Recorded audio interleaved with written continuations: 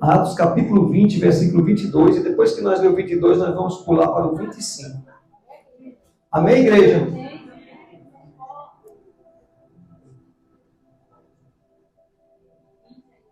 Capítulo 20, versículo 22. Louvado seja Deus. Glória a Deus. Amém? Versículo 22 diz assim: E agora, eis que, ligado eu pelo Espírito, vou para Jerusalém, não sabendo o que lá me há de acontecer. Versículo 25. E agora, eis que eu sei que todos vós, por quem passei pregando o reino de Deus, não verão mais o meu rosto. Portanto, no dia de hoje, vos protesto que estou limpo do sangue de todos, porque nunca deixei de vos anunciar todo o conselho de Deus. Olhai, pois, por vós e por todo o rebanho sobre que o Espírito Santo vos constituiu presbíteros para apacentar a igreja de Deus, que ele resgatou com seu próprio sangue. Porque eu sei isto que, depois da minha partida, entrarão no meio de vós lobos cruéis, que não pouparão o rebanho, e que de entre vós mesmos se levantarão homens que falarão coisas perversas para atrair os discípulos após si. Versículo 31. Portanto, vigiai, lembrando-vos de que durante 3 anos não cessei, noite e dia, admoestando-vos com lágrimas a cada um de vós. Amém? Glória a Deus, por sentado, orando, glorificando o nome do nosso Senhor e Salvador Jesus Cristo. Louvado seja Deus. Amados, estes são um dos últimos sermões de Paulo livre. Paulo se encontrava em Éfeso e ele traz ali um discurso onde ele diz o que acreditava que aconteceria com ele. Ele diz que pregou tanto para judeu como para grego, não escondeu nada, não omitiu a palavra, pregou a verdade, anunciou o evangelho.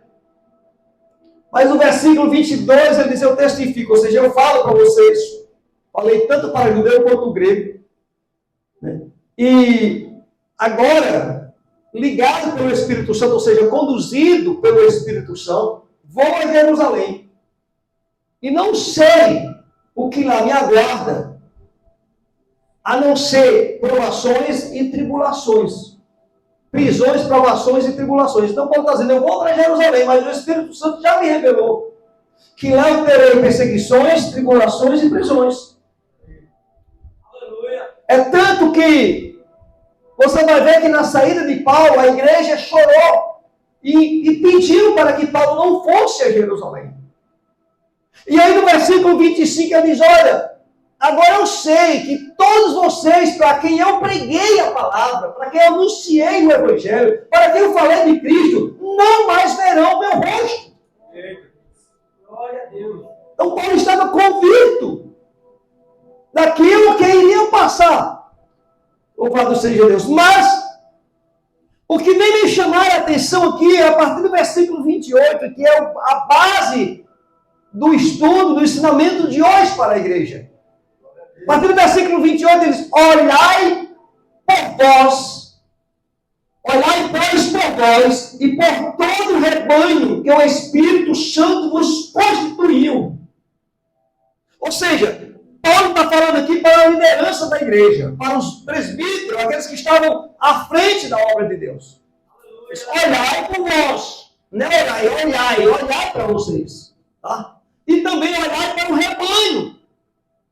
O que é que ele quer dizer? Olhar para a igreja, para os membros. Louvado seja Deus.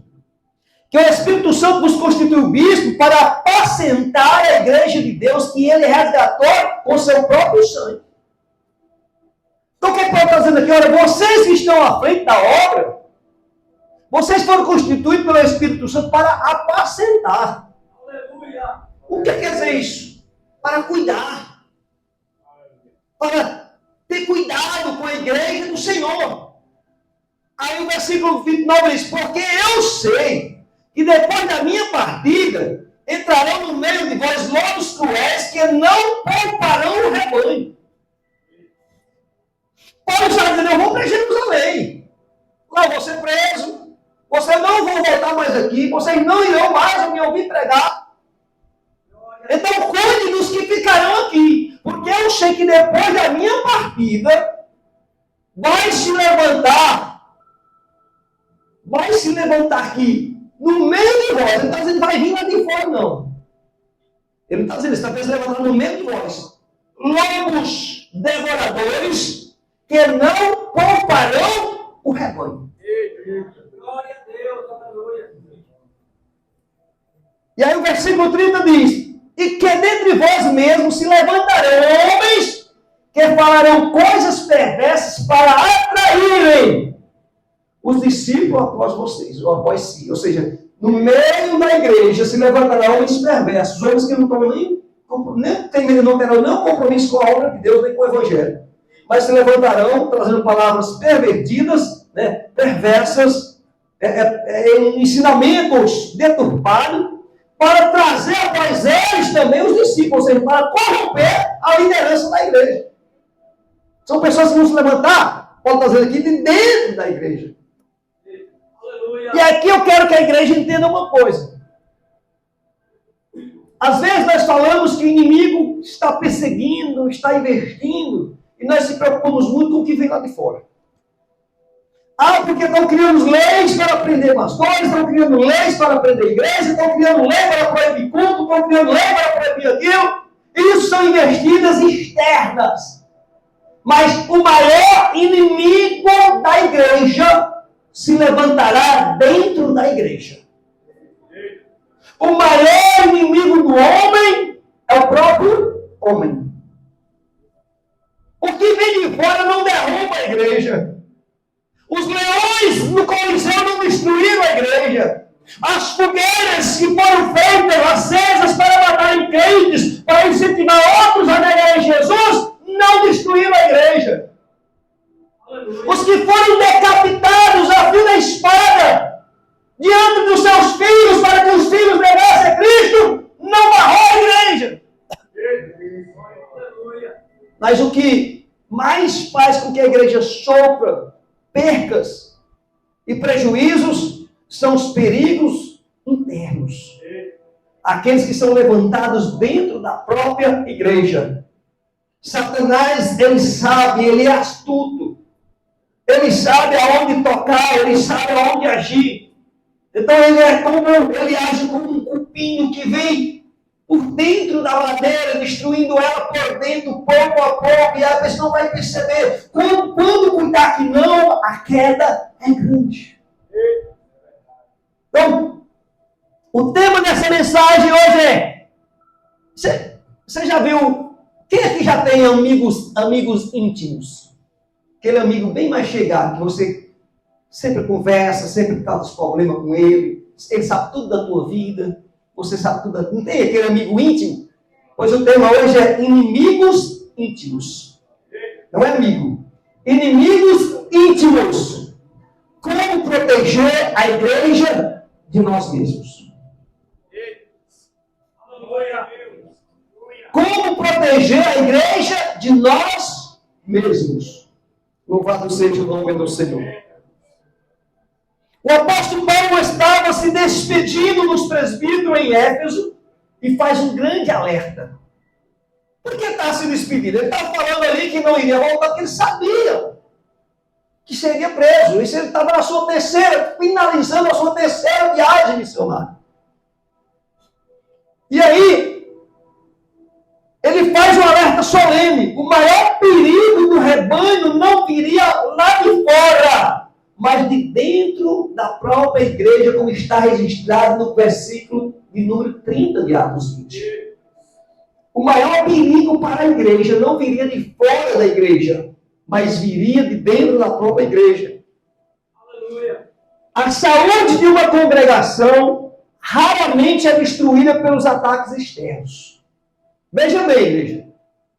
Qualquer igreja evangélica, mesmo com denominações diferentes, se alguém atacar esta igreja, independente da placa ou do ministério, todas as igrejas vão se unir para defender. Nós não temos nenhuma comunhão com o adventista, mas alguém ataca o adventista, nós vamos começar a orar, nós vamos dizer que está errado, nós vamos tentar fazer alguma coisa para ajudar. Do mesmo jeito são eles. Se alguém ataca de fora, mas o que acontece dentro, nós não tem nada a ver.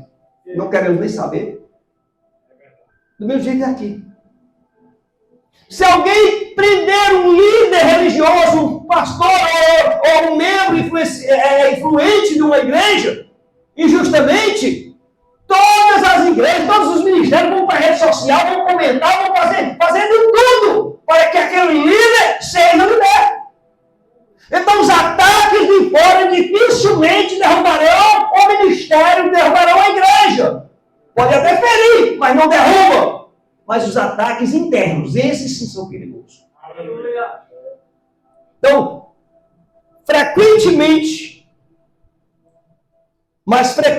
adoecem pelas atitudes dos seus próprios membros, ou seja, os ataques de fora não derrubam.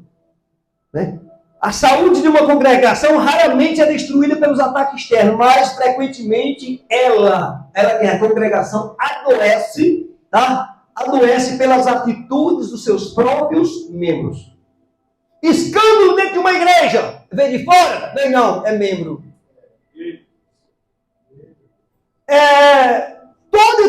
Quase todas as situações que acontecem dentro de uma igreja, que acontecem com algum ministério, com alguma igreja, acontece dentro. Ele começa dentro. Quando você vê lá fora, é porque já encheu por dentro. É porque a situação cresceu de tal maneira que as quatro paredes já não sustentam mais. E aí você começa a ver lá fora. Quando você começa a ver o problema de uma igreja lá fora, faz tempo que ela já está ferida por dentro. Faz tempo que aquele problema já está causando mal à igreja há muito tempo. Depois que sair dessas quatro paredes, aí já não fica difícil de controlar. Mas enquanto está dentro das quatro paredes, nós, como ovelhas do Senhor, como rebanho do Senhor, temos a obrigação de lutar para conter esse mal que está destruindo as igrejas atuais. Glória a Deus. Então, em um culto de doutrina, somos chamados a examinar os nossos alicerces. Lembra da casa edificada sobre a rocha? Glória a Deus. Aleluia. Nós precisamos, todos os dias, examinar o nosso alicerce. É verdade. Como está a minha casa? Está havendo corrosão? Está havendo erosão?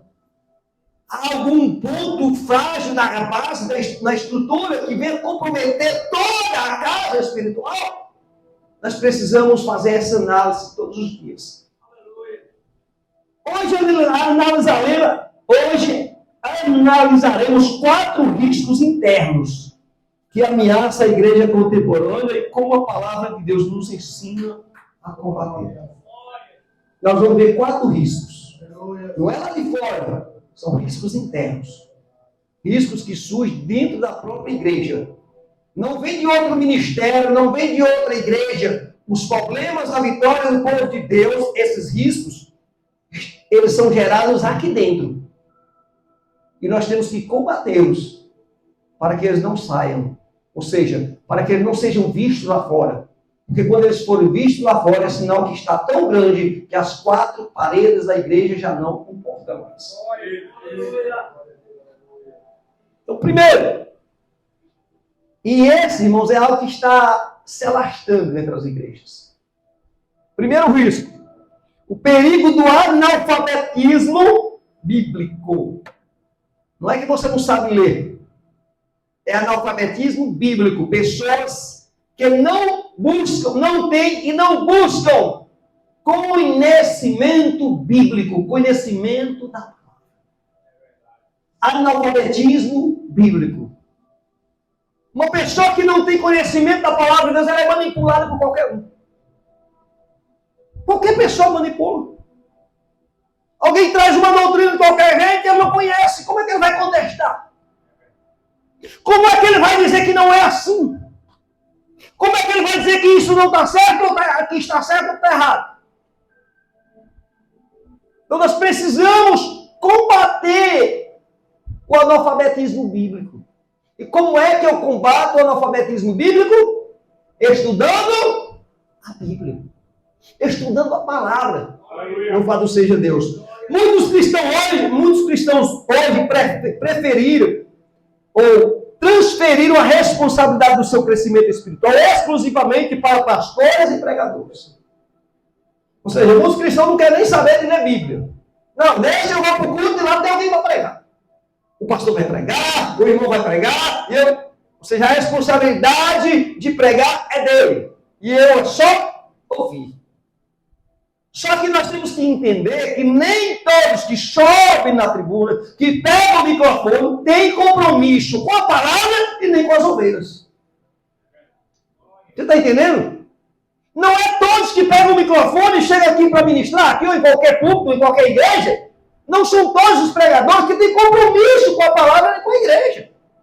Mas os pregadores não têm um compromisso com ele mesmo e com a agenda dele e com a renda dele. Ele não está preocupado, muitos deles não estão preocupados com a salvação da igreja. Muitos pregadores pregam para garantir agendas. E como é que um pregador prega para garantir agendas? Agradando o rebanho. Eu tenho que pregar de uma maneira que o irmão, que a irmã, que o pastor me chame novamente. Porque se ele me chamar, vai ter cachê. Então eu não posso combater o pecado, eu não posso falar contra aquilo que é errado, porque alguns membros, talvez a igreja, talvez o pastor, talvez o dirigente do departamento, não vai gostar e não vai me chamar para pregar novamente. Aleluia. Nós temos que entender isso. Quando eu estou dependendo apenas de alguém, eu estou sujeito a receber somente aquilo que ele quer me dar. Mas quando eu dependo de Deus e busco alimento na fonte espiritual, aleluia, aqui não fala o que eu quero, aqui fala o que Deus quer falar para mim. Louvado seja Deus. Glória a Deus.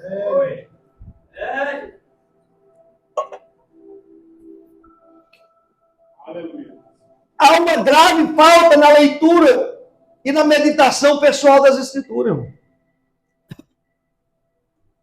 Há uma grande falta. E não precisa ir longe para você perceber que os irmãos não têm experiência com a Bíblia. Você vê na hora de abrir a Bíblia, na hora da leitura. Você vê um monte de crente perdido, procurando, não sabe nem onde é que está o livro.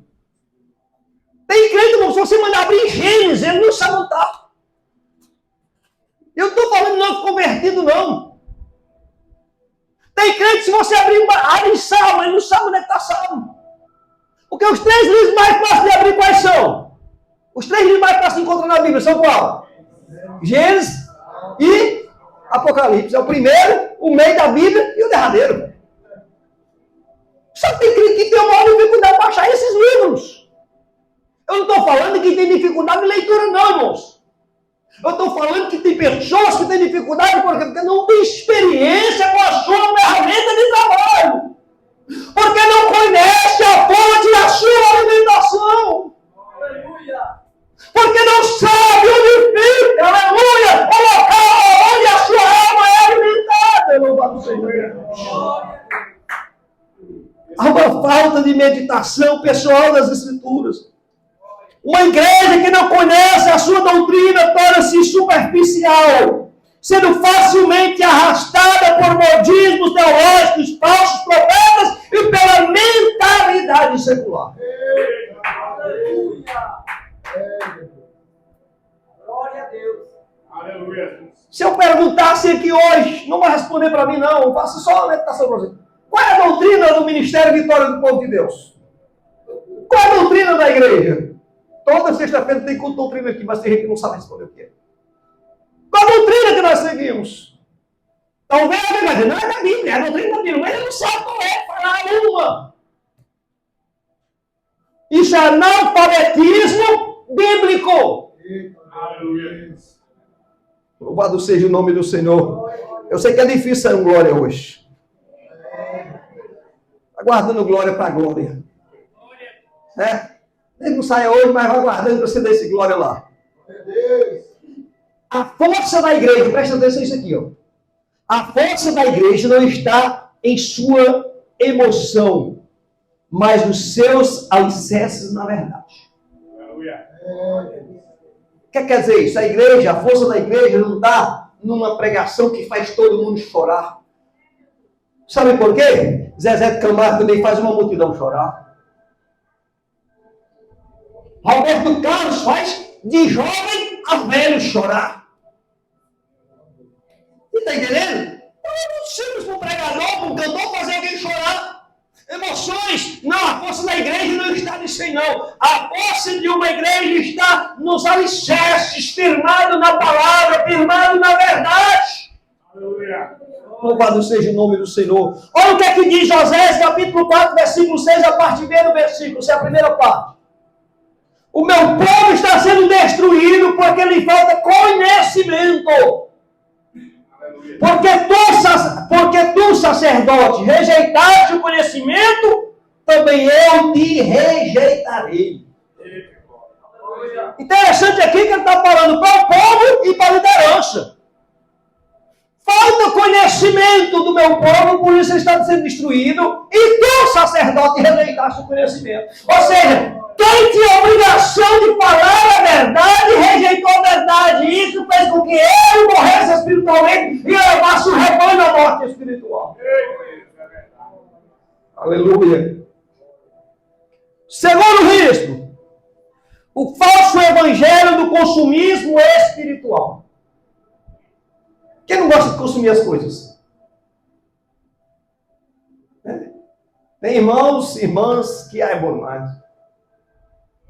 Tem vários tipos de consumismo. Sexta-feira, domingo, você passa ali na pizzaria 2. Aí qualquer pizzaria tem um monte de crente consumindo, né? Tem aqueles que na sexta-feira no comércio, coitado do cartão de crédito, já não aguento mais, não tem limite, mas tem que rapar o taxa. Para consumir roupa, calçado. Tem que, né? É assim? E aí tem também o consumismo espiritual. Esse é perigoso. Se o consumismo desenfreado lá fora, no comércio, lhe causa prejuízo, você estoura o limite de cartão, gasta mais do que não tem, causa prejuízo, sim ou não? A maior dificuldade para pagar, imagina o consumismo espiritual. E o que é isso, pastor? Temos importado para a igreja a mentalidade de clientes. Você está entendendo aqui? As pessoas, alguns crentes, já não são mais ovelhas, não são mais membros, são clientes da igreja. E o que é que o cliente faz? Ele compra. Ele paga para receber aquilo que ele quer. Não é assim? Você faz uma compra no Mercado Livre, você paga. Se você não gostou, você até devolve. Manda de volta. Por quê? Por que você pode mandar de volta? Porque você é cliente. Você pagou, você tem direito de receber aquilo pelo qual você pagou. Do mesmo jeito está acontecendo hoje dentro das igrejas. Está entendendo? Muitos cristãos estão vivendo o falso evangelho de consumismo espiritual, tornando-se clientes da igreja. Pagam os melhores pregadores com os cachês mais altos para que preguem aquilo que eles querem ouvir.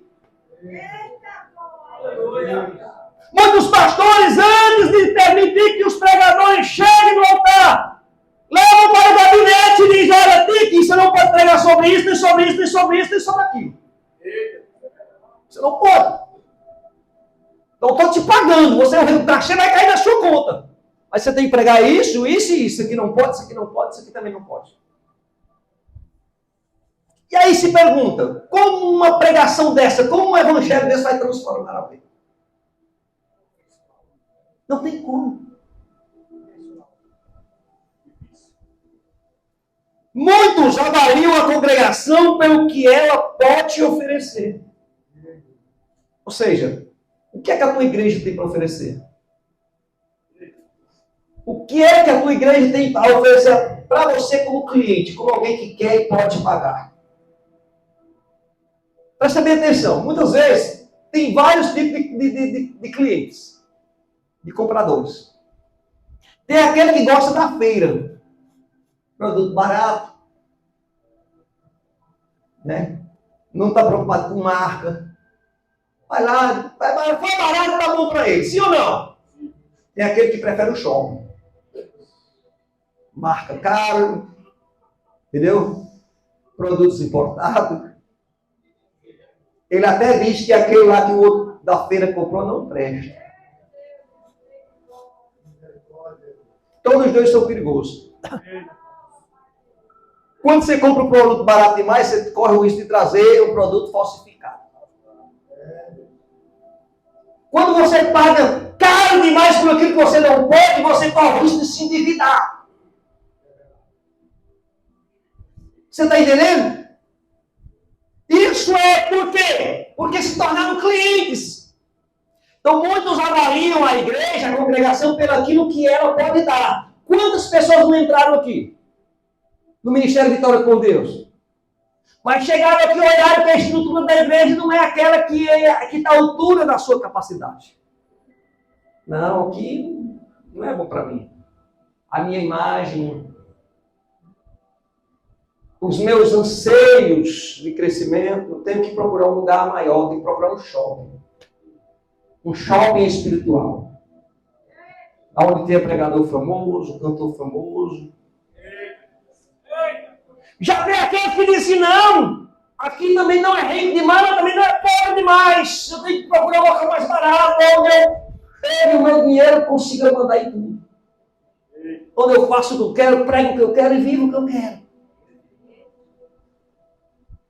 E esquece que quem tem, aleluia, aqui, ser anunciado, ser pregado não é a marca, nem é a pobreza, é a palavra. Não é a minha condição social, seja alta ou baixa, que vai definir aquilo que eu vou receber. Eu tenho que receber aquilo que o Pai me enviou, que serve para o pobre, para classe média, para classe alta, para classe baixa, para o rico, para o milionário, para todos. Temos que deixar, aleluia, de lado essa ideia do consumismo. E passar a viver, aleluia, como ovelhas.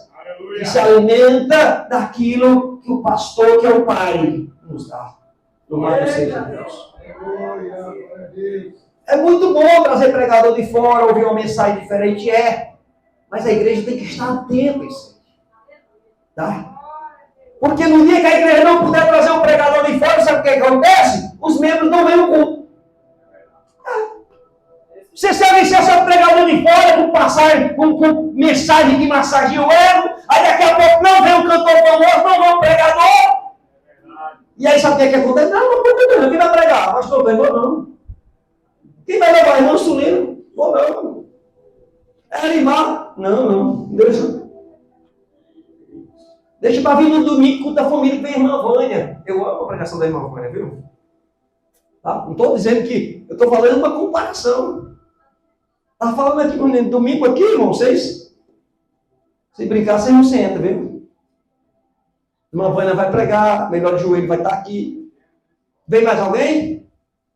Jesus. Principal. Aleluia. Principal, louvado seja o nome do Senhor. Então, muitos avaliam a igreja pelo aquilo que ela oferece, que é conforto, entretenimento, mensagem que afaga o ego, e em vez de mensagem que chama o pecador ao arrependimento. O que é que tem lá na sua igreja? Conforto. É bom conforto. Ar-condicionado, cadeira boa, um som excelente, é muito bom, irmãos. Mas não pode ser isso que tem que me sustentar na igreja. Não pode ser isso que tem que me sustentar no templo, não, aleluia. O que tem que me sustentar e me fazer voltar à casa do Senhor é uma mensagem que chame o crente ao arrependimento. Porque sem arrependimento o homem não chega a Deus. Se não houver arrependimento, não tem salvação. E não tem como ter arrependimento se não houver confrontamento. Pastor que não confronta, pregador que não confronta,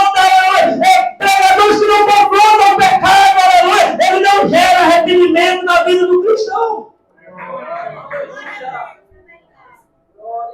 Olha, se eu estou na igreja, e lá o pregador diz que não tem problema, que eu posso permanecer do jeito que eu estou, eu vou querer mudar para quê?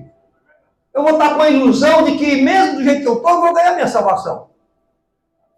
Então tem que ter confrontamento. Quando a igreja se torna um balcão de serviço, o culto deixa de ser para a glória de Deus e passa a ser para a satisfação do homem. Você está entendendo? Aqui não pode ser um balcão de serviço. Aqui não pode ser um balcão de um comércio, um balcão de uma loja, onde eu vendo a palavra para quem quer ouvir. Porque se eu estou vendendo, não é para a glória de Deus. Se eu estou fazendo aqui comercialização da palavra, e se os que estão embaixo estão entendendo como um comércio, aonde está a glória de Deus? Ou a glória para Deus? Louvado seja o nome do Senhor. O verdadeiro cristianismo não pergunta o que eu ganho com isso. Está entendendo? O verdadeiro cristianismo jamais perguntará o que eu ganho com isso, mas como eu posso servir.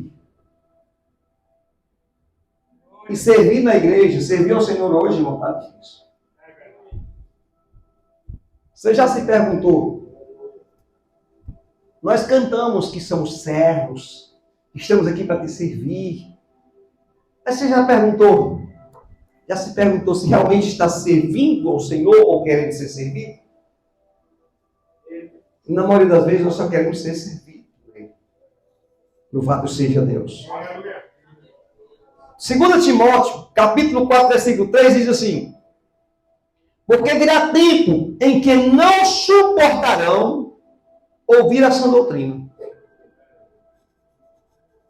É o que nós estamos vivendo. Mas você pregar que quem está no pecado vai para o inferno, é arriscar se ser processado.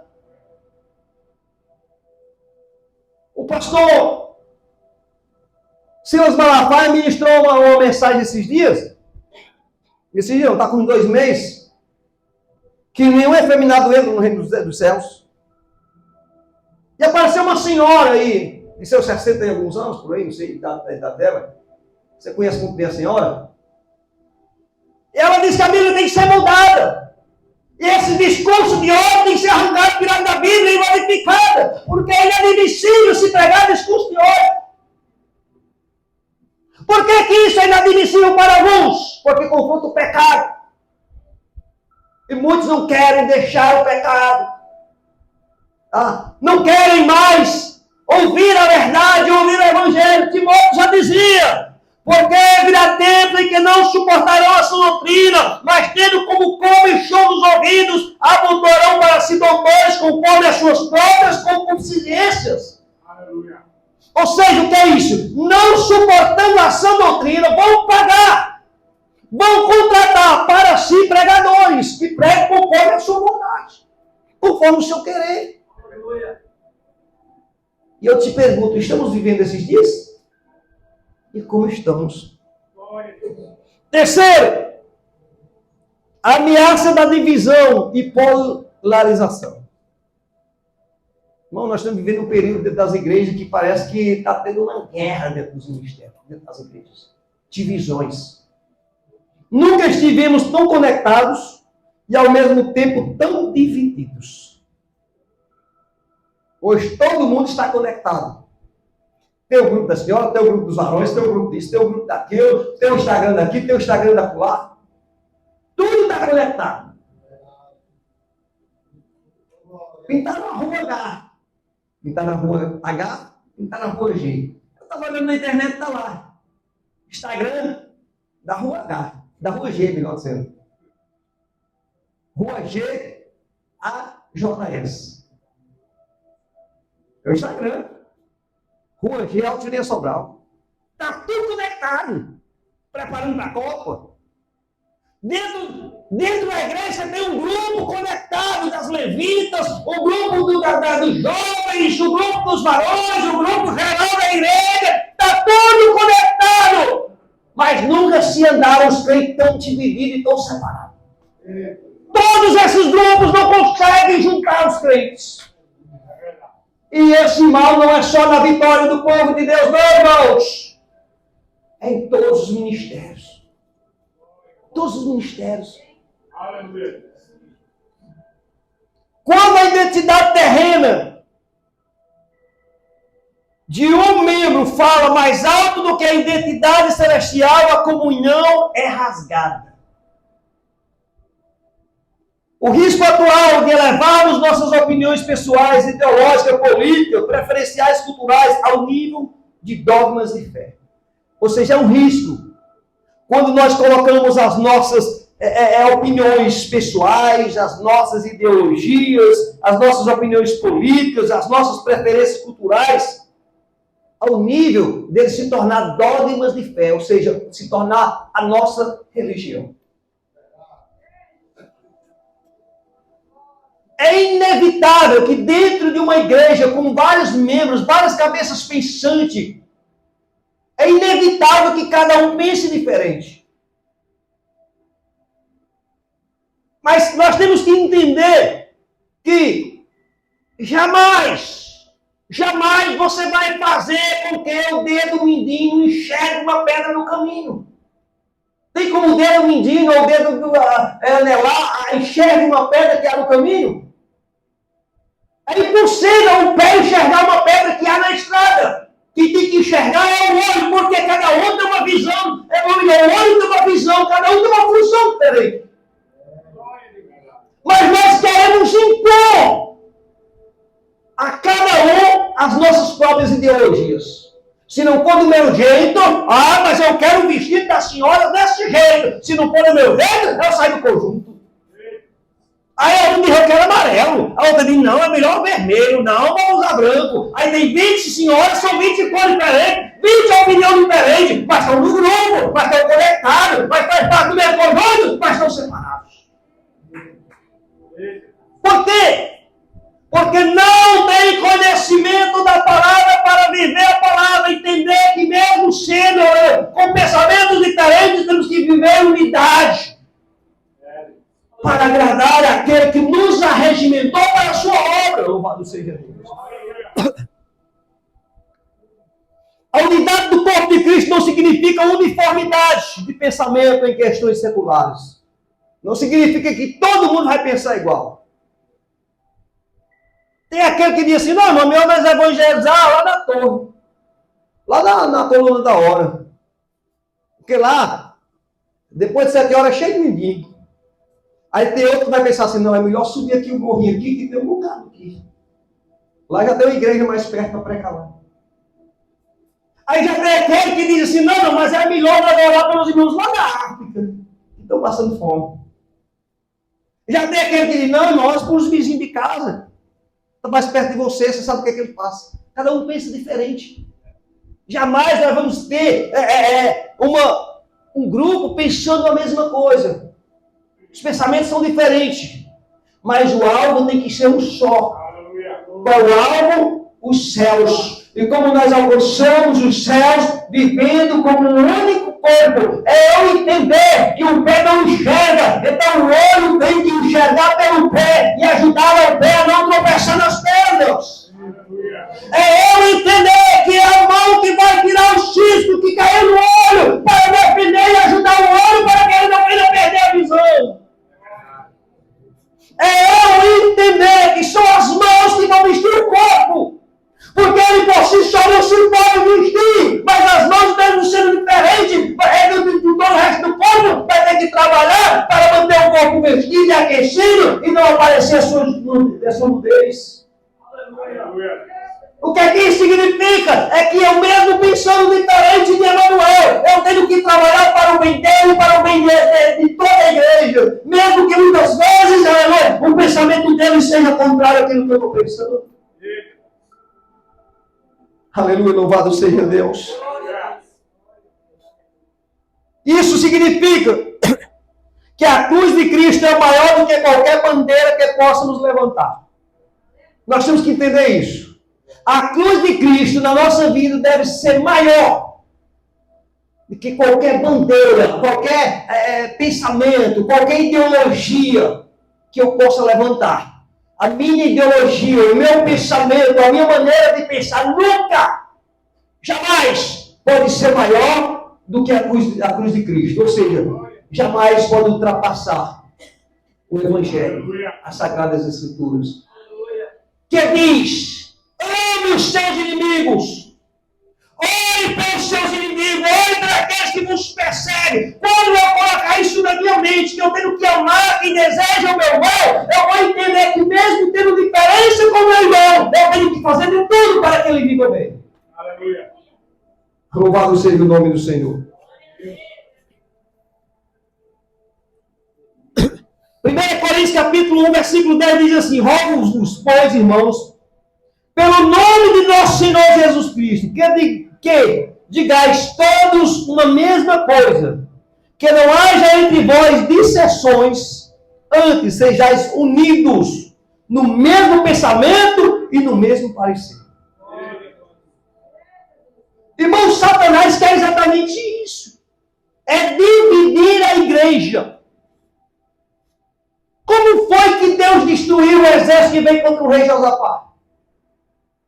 Lá em 2 Crônicas, capítulo 20. O que é que ele fez?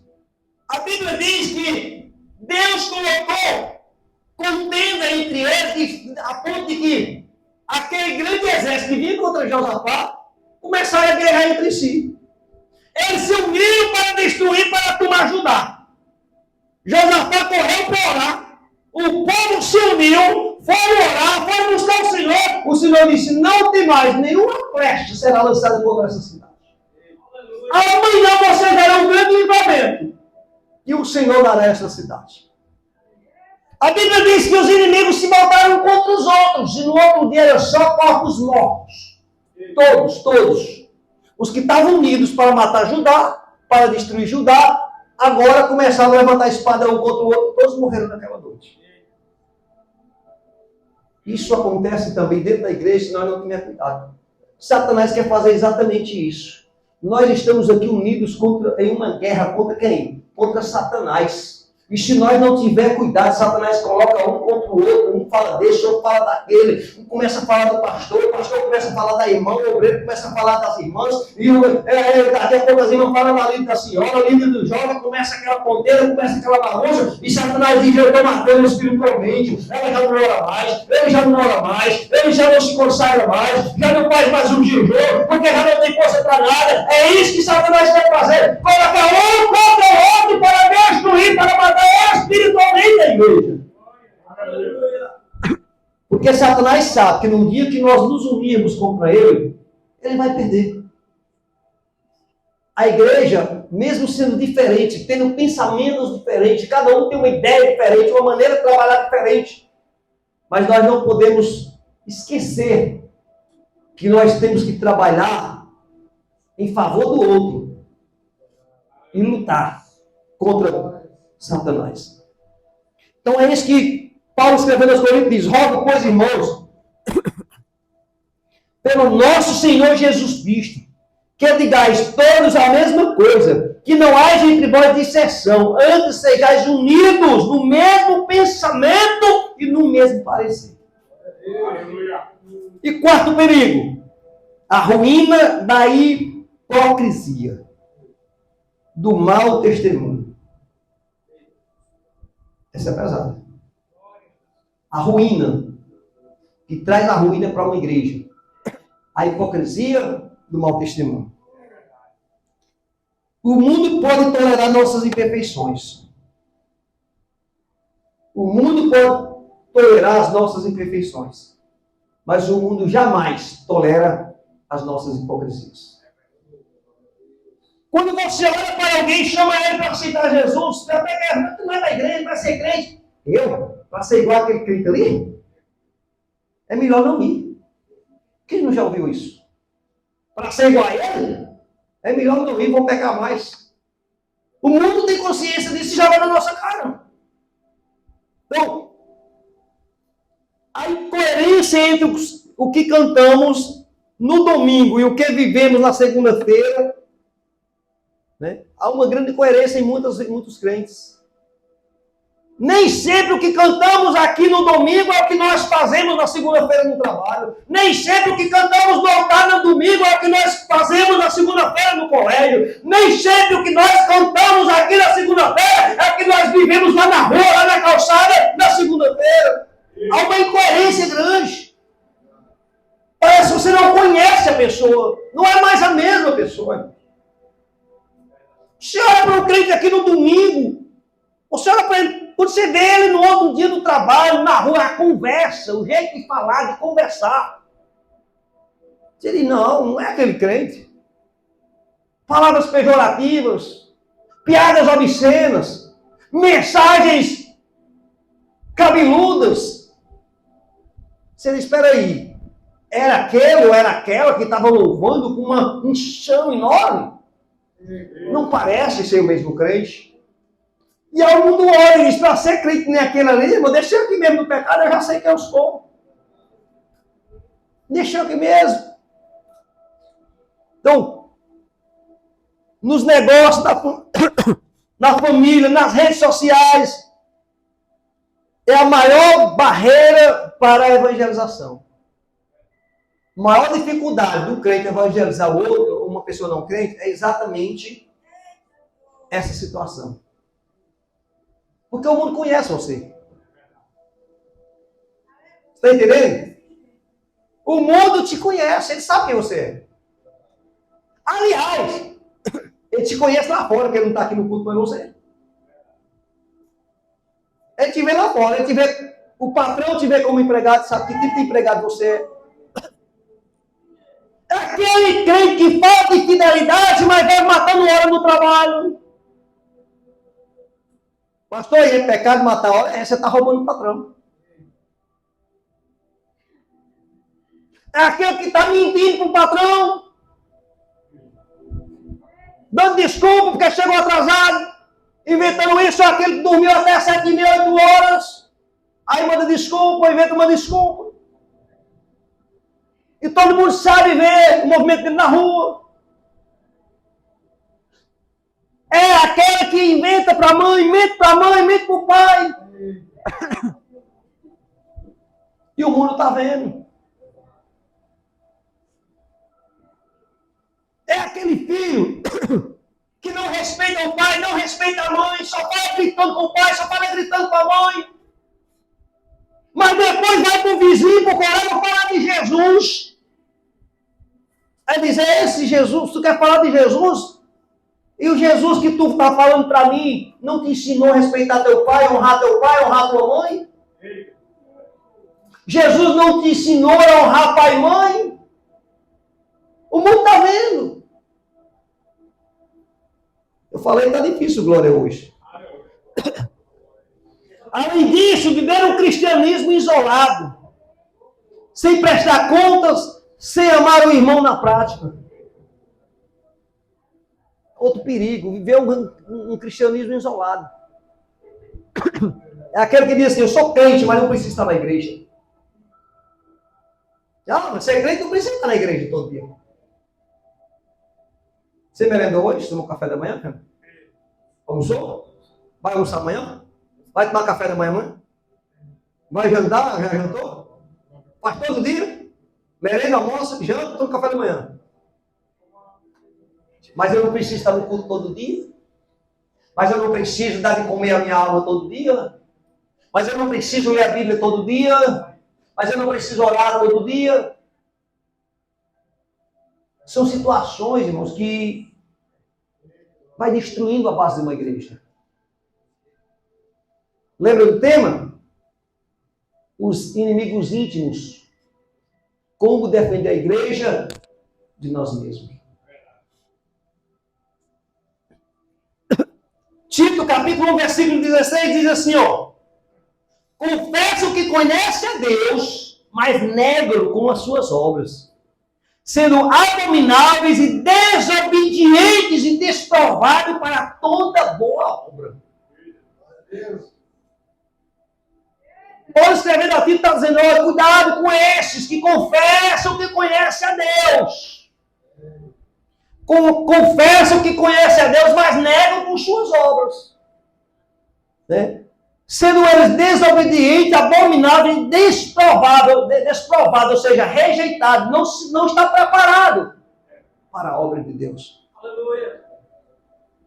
Diante desses 4 perigos, o que você deve fazer? Diante desses 4 perigos, o que é que eu devo fazer? Comprometa-se com a palavra. Estabeleça uma rotina de leitura bíblica diária. Aprenda. Eu tenho observado aqui, irmãos e irmãs crentes, que tem assim uma doutrina com o seu próprio corpo que é impecável. Eu não estou falando de levantar pela manhã, escovar os dentes, lavar a boca, não estou falando disso não. Isso aí nem se fala. Todo mundo faz manhã. Eu acredito que sim, né, irmãos? Mas olha, as irmãs que cuidam do seu próprio corpo. Tem delas que é 5 horas da manhã, tem delas que é 4 da tarde, tem delas que é de noite. Todo dia vai à academia, não falta um dia. Não falta um dia. Por quê? Está errado para a academia? Tá não. De jeito nenhum. É um cuidado, é uma disciplina. Coloco aquilo como uma disciplina que tem que cumprir todo dia. Cuidar do corpo. Eu quero abrir um parênteses aqui para as irmãs de academia. Tá? E não é errado você ir para academia. Agora, cuidado com que roupa você vai. Porque muitas vezes você está cuidando do seu corpo e destruindo a sua alma. E levando outras almas a cometer o pecado. Então, errado, não.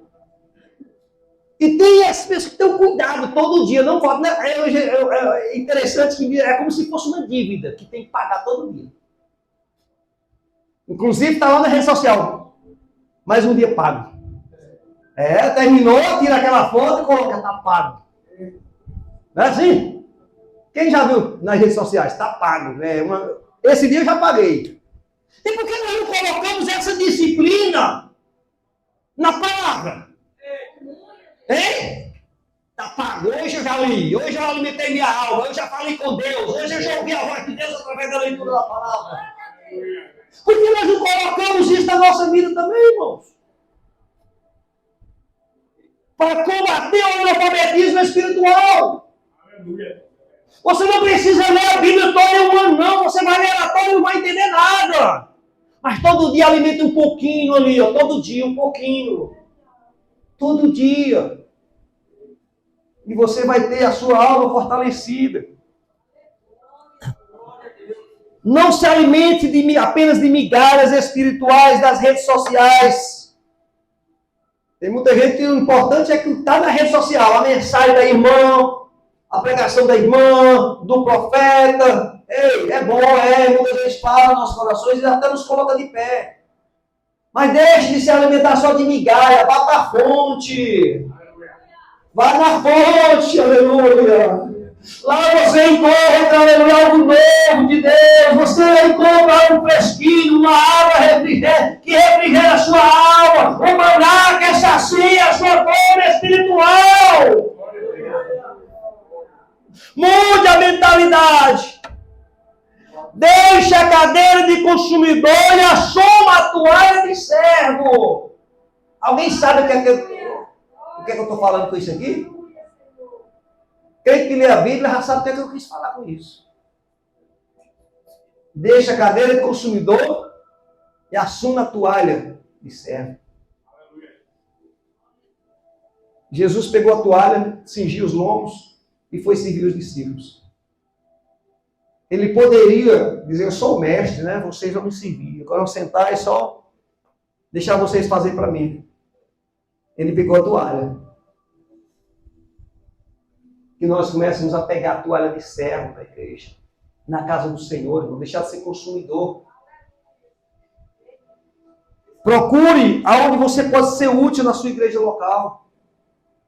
Você já se perguntou onde e como eu posso ajudar a igreja? Não, pastor, mas eu não trabalho, eu não sou dizimista. Irmão, ajudar a igreja não é só ser dizimista, não, irmãos. Tem tanta maneira de você ajudar na obra, você ser útil na obra, você ser servo e praticar a obra de Deus. Existem inúmeras maneiras. Seja um pacificador. Se você tem se envolvido em contendas desnecessárias que ferem a comunhão, arrependa-se. Deixe de lado, aleluia, contendas que trazem desunião e comece a ser um pacificador em vez de criar guerra. Traga paz. Aleluia. Priorize a unidade do Espírito. Alimente sua vida pública. Alinhe sua vida pública com a privada. O que quer dizer isso? É que a sua vida que você faz no oculto, a sua vida privada, ela tem que andar lado a lado com a vida pública, em concordância. Aleluia. Aquilo que eu sou na igreja tem que andar lado a lado com o que eu sou na escola. Aquilo que eu sou na igreja tem que andar lado a lado com o que eu sou no trabalho. Aquilo que eu sou na igreja tem que andar lado a lado com o que eu sou na academia. Aquilo que eu sou na igreja tem que andar lado a lado com o que eu sou no escritório. Aquilo que eu sou na igreja tem que andar lado a lado com aquilo que eu sou no meio da rua. Há uma necessidade. Mas não, é duas vidas, são duas pessoas totalmente diferentes. Vamos para a igreja, vamos botar a capa de crente. Bota a capa de crente. Sai da igreja, guarda a capa de crente. Meu guarda-roupa, roupa de ir para a igreja, roupa de ir para a rua, roupa de andar aqui, roupa de andar lá. Sabe o que acontece? Para Deus, você é, na igreja, aquilo que você é lá fora. Não é que você é lá fora o que você é na igreja, não. Para Deus, você é na igreja aquilo que você é lá fora. Porque a roupa não esconde quem você é de Deus. O glória a Deus alto dentro da igreja não esconde as palavras que eu falo lá fora. Então, que nós venhamos priorizar, louvado seja Deus, a unidade do Espírito Santo, alinhando a nossa vida pública com a nossa vida privada. Peça ao Espírito Santo para sondar o seu coração e mostrar se há áreas da sua vida onde seu testemunho está envergonhando o Evangelho. Nas suas orações, nas minhas orações, nas nossas orações, precisamos pedir ao Espírito Santo para sondar e nos revelar se há algo ou alguma área da minha vida que está envergonhando o Evangelho de Cristo. Ah, pastor, mas Jesus disse que é inevitável que venha o escândalo. É verdade. Jesus falou que não tem como evitar. Você conhece alguma igreja que nunca passou por escândalo? Eu não sei essa que foi aberta agora há menos de um mês. Mas se já está com alguns anos de ministério, tem escândalo, já teve escândalo, passou por escândalo e vai passar por escândalo. Jesus é inevitável. Então vai vir, mas ele sai daquele por quem vem. Você está entendendo? Vai acontecer. Já aconteceu escândalo na vitória por Deus? Já.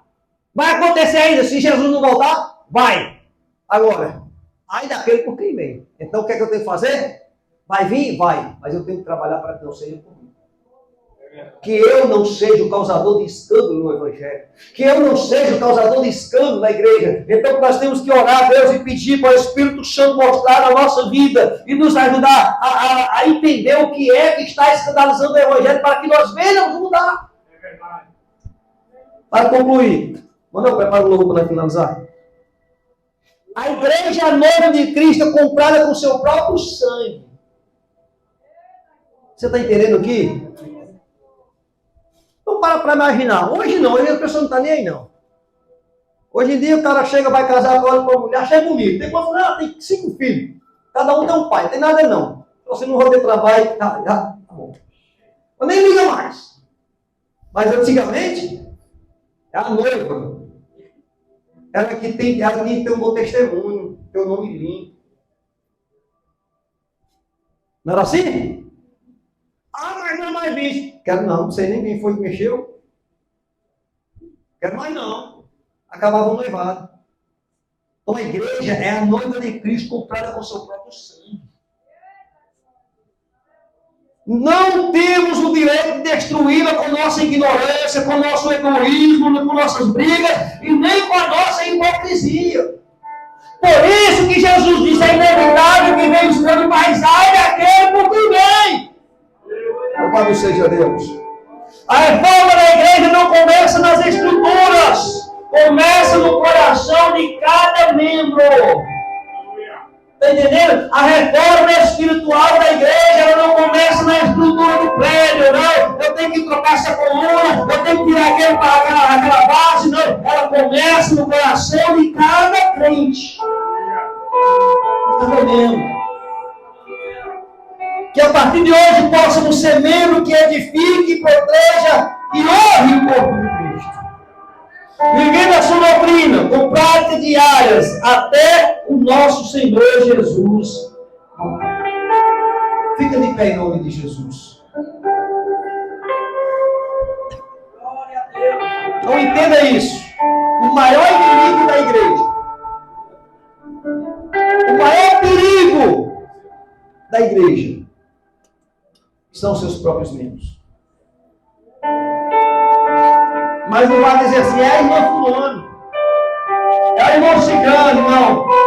O maior perigo está em mim. O maior perigo de uma igreja, da minha igreja, do ministério que eu congrego, está em mim. Que eu venha fortalecer as minhas bases espirituais. Aleluia. Para que esta igreja continue de pé. Como o corpo de Cristo. Santa, pura, imaculada. Como a noiva que aguarda o retorno do noivo. Que esta igreja permaneça. E que cada um de nós venhamos entender que não temos o direito de manchar o corpo de Cristo. Aplauda o Senhor Jesus.